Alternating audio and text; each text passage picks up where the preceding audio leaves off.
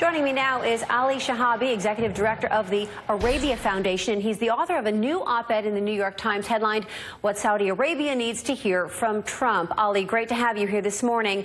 Thank you. In your op-ed, you say the Saudis will be listening intently this weekend for even more reassurance from Mr. Trump than the Iran page has truly been turned and that the Saudi-American alliance is back on track. Is that the main focus for Saudi Arabia during this visit, gaining assurances about the Trump administration's policies for Iran? Well, I think so. It's also the Saudi government appreciates very much the symbolism of the visit, the fact that President Trump is coming there as his first visit abroad, and the message it also sends to the American heartland that Saudi Arabia is a very close ally of America. You know, with all the confusion that came out in the rhetoric of the campaign, and also the confusion generally over the past 10, 15 years since 9/11, I think the American public has been confused about Saudi Arabia's role. And having President Trump, who, you know, in a way had said a lot of negative things on the campaign, once he becomes president, deciding to come to Saudi Arabia as his first stop, and reiterating the close relationship, and for the American public to see the warmth that the president is received with in Saudi Arabia, drives home the fact that this is really a 75-year-old strategic relationship that has only grown stronger over the last 10, 15 years, militarily, in security, in intelligence. And I think that is being very well received in Saudi Arabia. And Ali, what messages are Saudi leaders looking to hear from the president?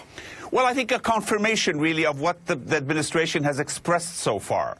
So the administration has come around to the Saudi view that Iran is the major driver of insecurity in the region, and actually is as dangerous as ISIS.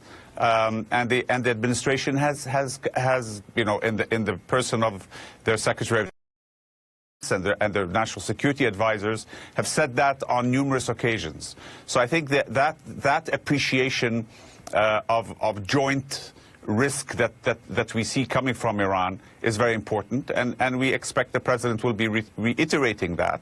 And the fact that the first line of defense really against terrorism starts with countries like Saudi Arabia that are on the front line of fighting terrorism. You know, ISIS looks upon Saudi Arabia as its main target, really. So Saudi Arabia is on the front line of fighting ISIS and is on the front line of fighting terrorism, and the fact that, you know, the president is coming there is a confirmation of that. And how will today's events be different from those that took place during former President Obama's trips to Saudi Arabia? Look, President Obama, the problem with the President Obama was people in Saudi Arabia felt that President Obama underestimated the risk that the Iranian regime showed, really, or the underlying risk of Iranian behavior to stability in the Middle East. I think they felt that the Iranians, you know, play a bit of a dog and pony show. They have a president and a foreign minister that speak nicely to Western audiences and project moderation, but the people who really run Iran, the Supreme Leader and the Revolutionary Guard, are working on subversion across the Middle East, you know, from Syria to Yemen. So there was always a discomfort that sort of narrative and PR that the Iranians were projecting in a way was bought by the Obama White House. And Ali, I'm going to bring in my colleague Ayman Moyadeen for just a minute. Ayman.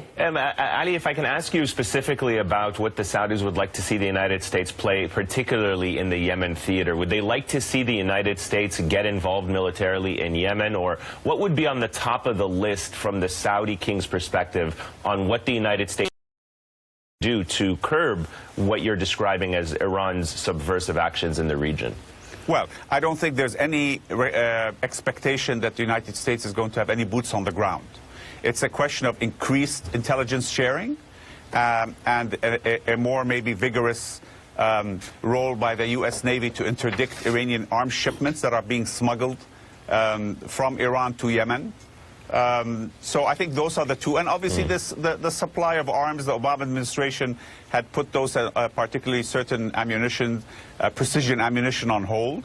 And the Trump administration has released those.